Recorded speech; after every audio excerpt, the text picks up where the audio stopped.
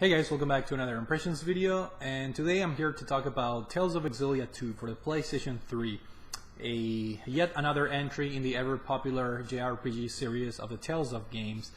And as you can see here, I have Tales of Xillia 1, which is another RPG that I really enjoyed, and this is my first Tales of game that I beat and fully completed, which I did last year. So I already have a dedicated impressions video on Xillia 1, so I'm gonna be leaving a link in the description below if you guys want to check it out. But obviously the concentration in this video will be Tales of Xillia 2, but I do have Xillia 1 right next to me because throughout the video I'll be making some comparisons between the two games, because this is obviously the sequel to this game right here. So that's that. And yeah, as you guys probably know, if you guys already watched my Xillia 1 impressions video, this was a very enjoyable JRPG that I really liked. It had a very good characters, very good story, very good combat system. And Tales of Xillia 2 follows in the footsteps, but I do have to say right off the bat that I was not as impressed as I was with the first game. And nevertheless, this is a good RPG. I had a pretty good time, but it just doesn't compare, in my opinion, to Xillia 1. And throughout the video, I'll be stating why. Yeah, last year I beat Xillia 1, and it was a little bit of a perfect timing because 2 or 3 months after I beat this game, Tales of Xillia 2 came out, and I had the game pre-ordered. I was getting ready to play it on day one. But then I had some problems. I got a new credit card, so the one that I used to pre-order the game at Best Buy, then the numbers changed obviously, so my pre-order got canceled, and I ended up just not picking the game on day one at all. Which is, at the end, it was kind of good because I picked this up during Black Friday last year for a very good price, only like 20 bucks, even though it was a brand new release. And I'm glad I waited because I waited basically another year to start the game. I've been playing this on and off for the past month and a half, I think. So finally now, after 36 or 37 hours, I can finally say that I beat and completed Xillia 2. And like I said, it was a very enjoyable RPG, but not as much as the first one. So let's start with the story. Obviously, like I usually do in my videos, there is no spoilers, even though I'm sure most of you guys that wanted to play these games have already beaten them. But in case some of you guys have not beaten Xillia 2, I'm not gonna drop any spoilers, and the same with Xillia 1. But the story is very interesting. This game takes 1 year after the events of Xillia 1, and the story is a little bit different. Whereas in Xillia 1, the story was basically the prevention of the usage of this very powerful weapon called the Lance of Kresnik. That was your main objective in this game, preventing these two rival kingdoms from using that weapon against each other.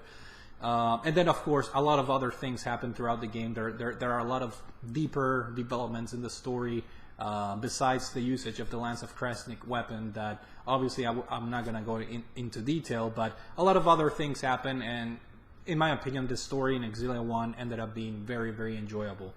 Whereas in Xillia 2 it's a little bit different. This time around the story revolves around alternate dimensions in which you have to solve this mystery, in which there are catalysts that are opening up different or alternate dimensions out there, and it's your job to basically go and put an end to these alternate dimensions for the sake of humanity. And the characters, for the most part, this could be a very minor spoiler, but as you can see in the cover, most of the cast of the original game is back, which I thought they were going to make an appearance, but much later in the game, because right now the protagonist in Xillia 2 is this guy right here, Luger, and the other girl, his companion Elle, which at first they aren't related as far as the story, but they cross paths with one another, and they end up together for the rest of the game. And for some reason, I thought that you were going to slowly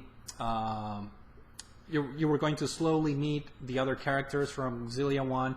But that's not the case. You meet basically all of them very early into the game, and they can join your party and obviously help you in the combat of the game. But yeah, essentially the story if I have to pick one, I would say definitely the story of the first one was a little bit better for me, even though it was a little bit more simpler. Tales of Xillia 2 delves a little bit into the deeper stuff, the alternate dimensions, and obviously takes elements from the first game and just, to make things more interesting. So I would definitely recommend, if you guys have not played the first one, to play this one first. That way you have a good grasp on the Xillia universe and the characters, obviously, before you jump into Xillia 2. Although this game does have an encyclopedia with detailed story of all the events, but that's a lot of reading that you're going to have to go through if you want to catch up with the events of the first game. So, in my opinion, play the first game, which in my opinion is better anyways, and then jump onto the second one. Now, graphically, Xillia 2 is basically the exact same game as Xillia 1. The character models, they have this cel-shaded 3D type of look that is very, very clean, and it makes the game look like almost like an anime, which is very pleasant to the eyes. But at the same rate, some of the other textures in the game, like the mountains or the grass you're walking in, they do seem like a little bit of a lower quality, lower texture quality, and it hurts the eye a little bit looking at the very detailed character models and comparing them to the textures in the game. But they both look the same. The only difference I would say is the fact that Xillia 2 has a different, a little bit of a different art direction. The game, as you can see on the cover, on the art of the cover, it's more darker. It's just darker on the themes and the scenery overall, which goes along with the story of the game. It's a little bit more of a dramatic and tragic storyline. So that's the only change. Is like an aesthetic change, basically, in the art direction of the game. This is more dark because of the events that happened in the story. Now let's move on into the characters, which is a big part of the Tales of games, and just about any JRPG really.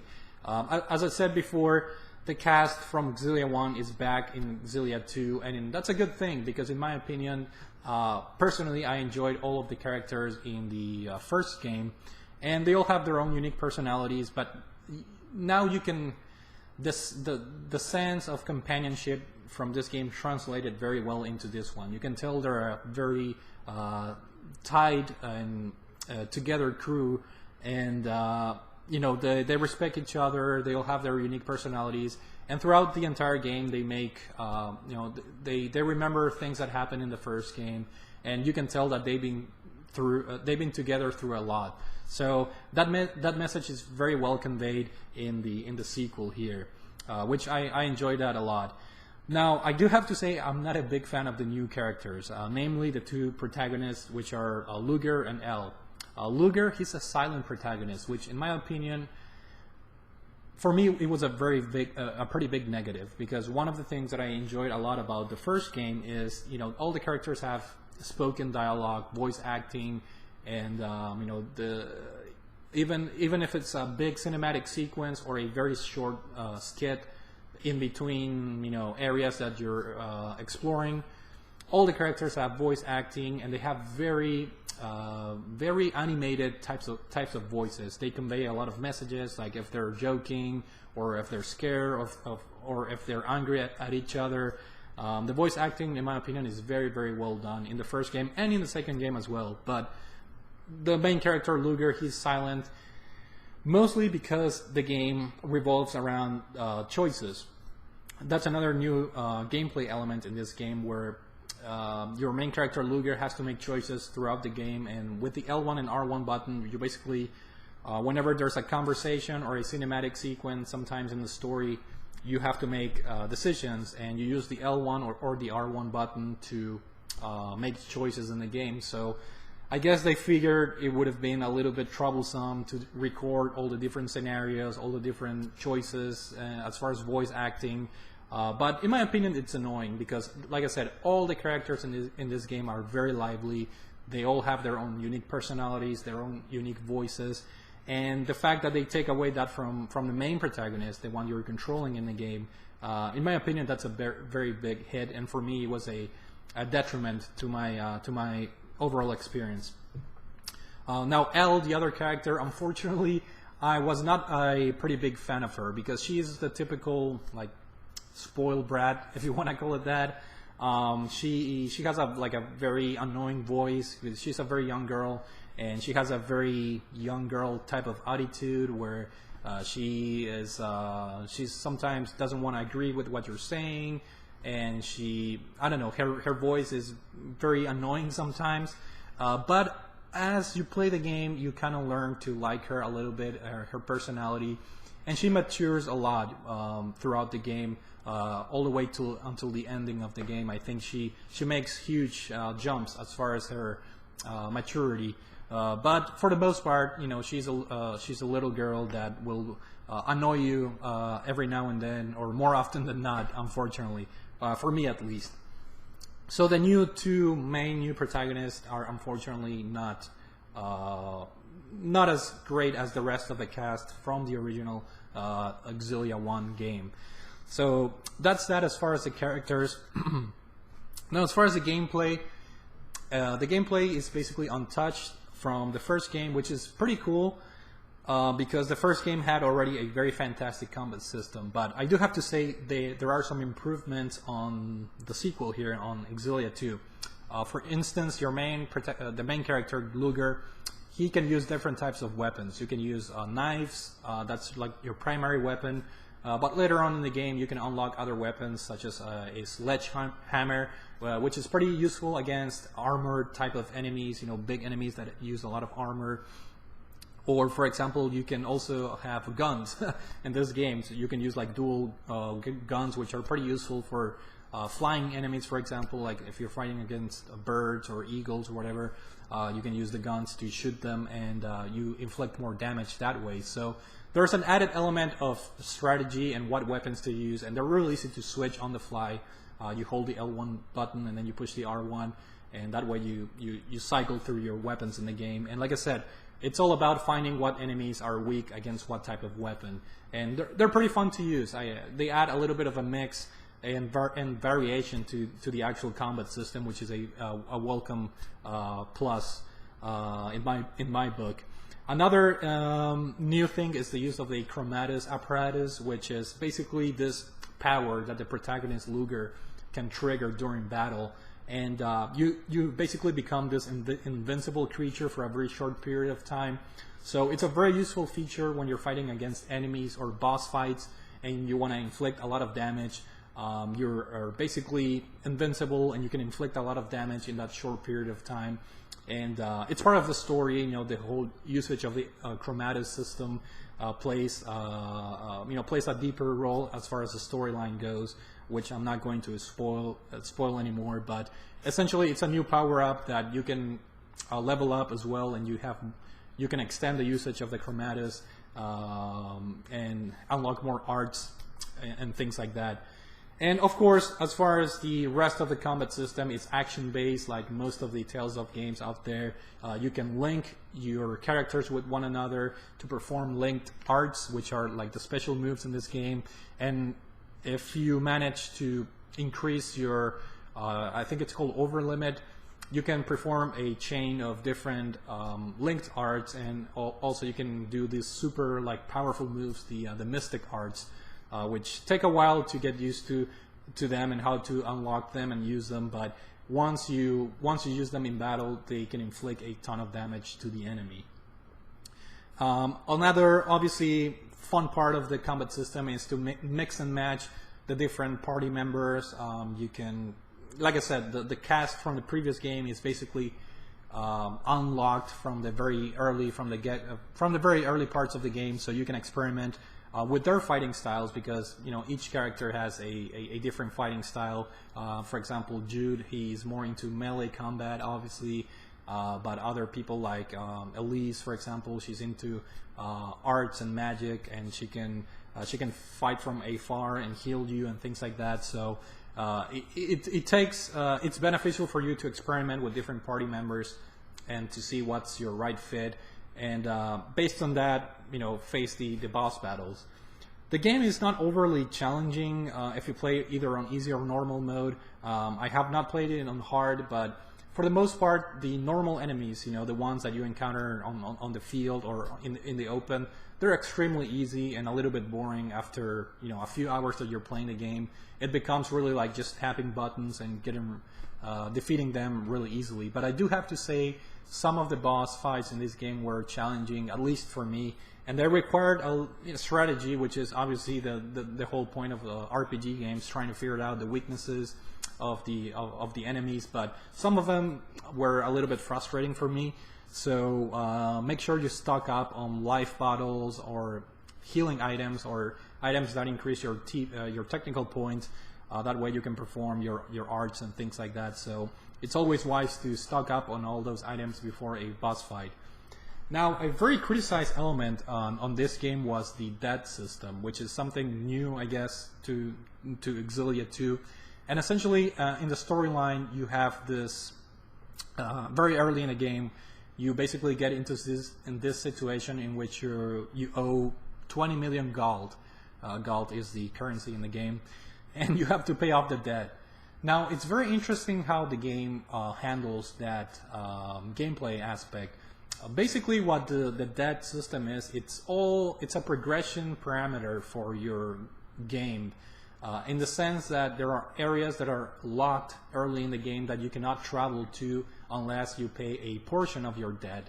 So it's basically, like I said, a parameter that the game sets to allow you to progress through the main story mode.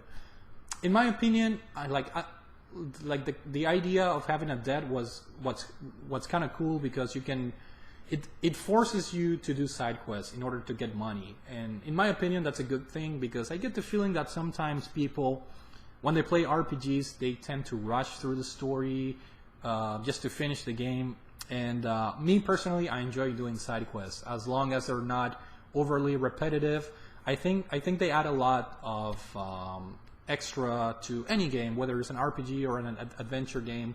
I'm usually a side quest fan.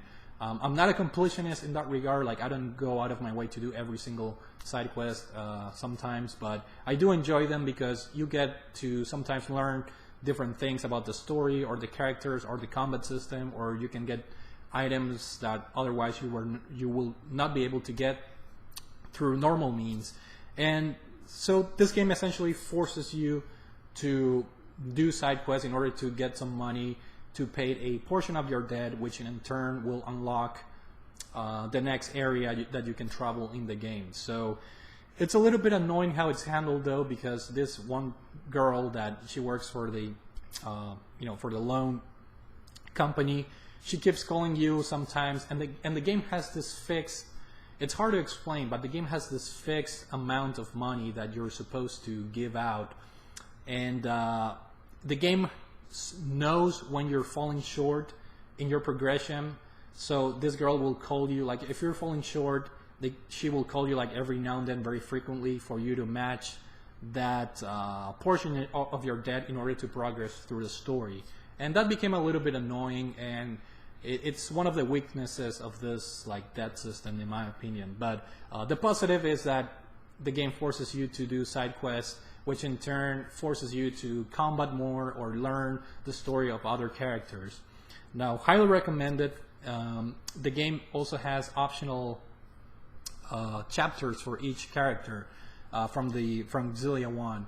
These are like small side quests that if you perform them later in the game, you can unlock extra cutscenes that happen throughout the game.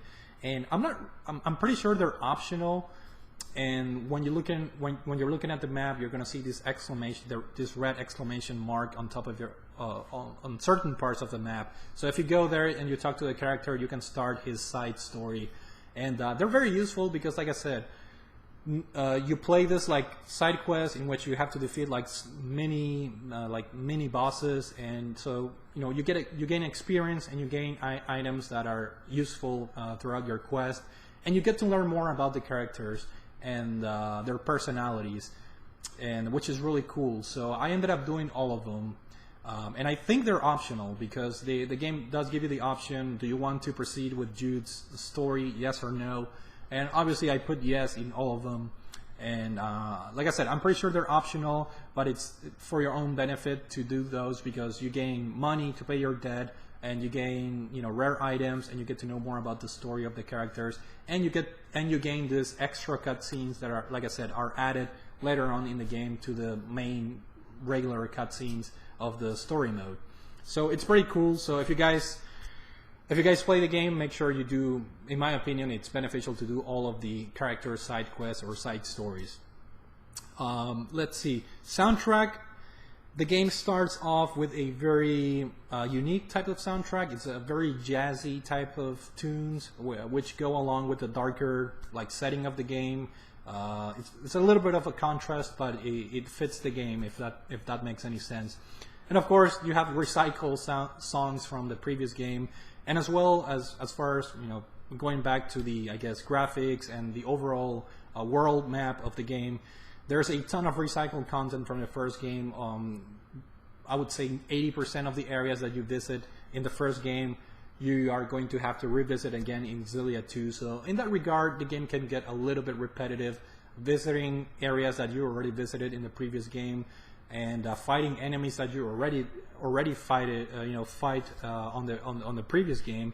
So in that regard, the game can get a little bit repetitive and boring every now and then, if you want to call it that. But for the most part, I guess that was a good thing for the publisher, because, you know, they save on money and resources. But yeah, for the most part, the main difference is the that death system that you have to conquer, and also the fact of the choices that your main character has to make, which unfortunately make him a silent protagonist. And of course, then you have, the different weapons that you can use in combat. So a lot of the new things in this can be considered a negative, but also some other things can be considered as a positive. Now, another different thing that I did not particularly like about Xillia 2 is the fact that there are multiple endings. I personally prefer, when I'm playing a JRPG, I want to see the vision of the creator, and I really enjoyed Xillia 1 for that reason. There are no multiple endings, although I guess you can play Jude's story and Mila's story, and they differ a little bit as far as the cutscenes and all that, but for the most part, it's one ending and that's it. Whereas in Xillia 2, there are, I believe, 3 or 4 different endings. I was able to get 2 of them, and I know now how to get the 3rd one because I have a save file that, fortunately, it's right before the point where you can change the decisions. The cool thing is that in order to see these different endings, the decisions you make are towards the end of the game. So throughout the game, you don't have to worry about the decisions that you make with Luger, the character. Those early decisions are more to improve the affinity between Luger and the other party members. But yeah, when you get to the final chapter, the choices you make in that final chapter will affect the ending. And like I said, I'm not too fond of the multiple endings because I prefer to have one fixed ending to see just what happens and to see the original vision of the creator of the game. But nevertheless, the ending in Xillia 2, it's kind of hard to tell. I guess they can do a sequel, but at this point, in all honesty, I don't see them doing a 3rd game, which it's a shame because I would like to see the characters. I already invested 30 plus hours in this game right here and 30 plus hours in this game right here. So we're talking about 70 plus hours of dealing with all the characters in both games, and I really learned to appreciate their humor, their companionship, their friendship in between one another, and I'm gonna miss these guys, this cast. And for me, it'll be a little bit tough because now that I finished Xillia 1 and 2, it's time to move on to a different part of the Tales of games. I'm not really sure which one. I do have a bunch of games here on my shelf that I can pick. I have Tales of Hearts R for the Vita. I have the Tales of Symphonia HD collection. I have Tales of Graces F. So I do have a bunch of titles that I can try and knock out. But obviously they will have different characters. But I guess that's part of the charm of the Tales of game. You get to learn new characters, new combat systems, new storylines, and new type of gameplay elements. And of course, we have Tales of Xillia coming up later in the year, which I'm very excited. I will definitely get that game for the PS4. So there you have it, guys. Overall, I much enjoyed Xillia 1 over Xillia 2. I'm not really sure what the general consensus is out there. I know a lot of people that I know and watch their videos here on YouTube have finished Xillia 2. So I'm going to go back and watch their videos because even though I already watched them, I'm going to go back and refresh to hear their impressions and thoughts, because I'm curious to see what you guys think of Xillia 2 compared to Xillia 1. And let me know in the comments, which one do you prefer? Which one did you enjoy the most? I'm really curious to see where fans of the Tales of games fall in between these two guys right here. Like I said, personally, I enjoyed Xillia 1 because it's a little bit more streamlined, no multiple endings, no silent characters at all. But Tales of Xillia 2 does have some positive things, like I said, like the variety in the combat system, using 3 different weapons, using the chromatic system was pretty cool. And the death system as well, I thought was interesting because the game forced you to explore a little bit more outside the main story and do side quests and things like that. So overall, both games are very, very fun, very enjoyable. But if I had to choose, I will give the benefit of the doubt, or my choice would be Xillia 1 over Xillia 2. So that's it for now. Hopefully you guys enjoyed this video, and let me know in the comment sections what you think of these games right here. So take it easy, and I will see you all next time.